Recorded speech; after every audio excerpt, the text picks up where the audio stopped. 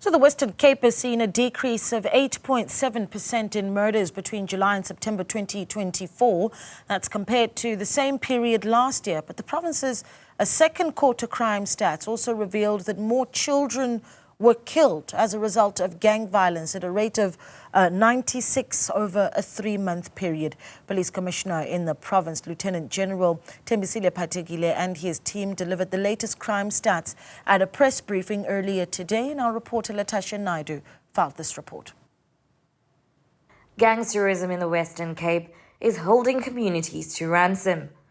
That's the grim picture that was painted in the second quarter crime statistics, which reveal that the province is now the epicenter for gangsterism in the country and a deadly playground for children living in gang-afflicted areas. During a media briefing on Tuesday, Western Cape Police Commissioner Lt-Gen.Thembisile Patekile revealed that 96 children were murdered during the period July to September 2024. Many of those children have been recruited into gangs. They are gang members. And that is a worrying factor, that children that are supposed to be at school, that are not at school, they are recruited into gangs. And now, in that crossfire, because also the age thinking that you're using a gun with other people involved, and the stray bullets hit the innocent people. But basically the problem is now the age of the gang members that are participating as a youth. It's under 18, where they then become the victims and also the perpetrators of the same violence.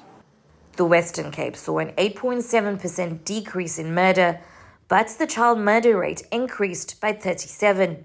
While headlines such as these dominate news feeds, it's nothing new for the people living in communities like the Cape Flats. In fact, it's their lived realities. But 96 children killed in the space of 3 months speaks to a larger issue than just gangsterism and gang recruitment. The second quarter crime stats come a week after the murder of 14-year-old Lt-River teenager Granville van Renen.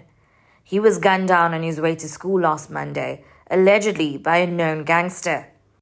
Experts say it's a consequence of growing up in areas like the Cape Flats, which have become overrun by gang entities. Pastor Craven Engel runs Ceasefire in gang-ridden Hanover Park, a program which aims to prevent young boys from being recruited into gangs. So a kid that acts out violently, they're going to try to recruit that kid. A kid whose mirror neurons doesn't work, he can't reflect pain and empathy of the opposites, But it happens through a lot of family dynamics and violence that happens to him as he grows up. But when he gets to that particular point, then they can see that he doesn't feel the pain. So he can take a weapon, he can take a knife, he can do a stab, he can throw stones without him feeling anything towards the community. And then they also look for a kid that conforms very easily to patterns and standards that happens within communities. He conforms immediately. When 4 or 5 people agrees on to something, then he will conform and say, look, I want to be part of this particular group. Meanwhile, the provincial commissioner is optimistic that providing better role models for at-risk youth could prevent them from a potential life of crime or an early death. For Newzroom Afrika, Channel 405, I'm Latashia Naidoo, reporting from Cape Town.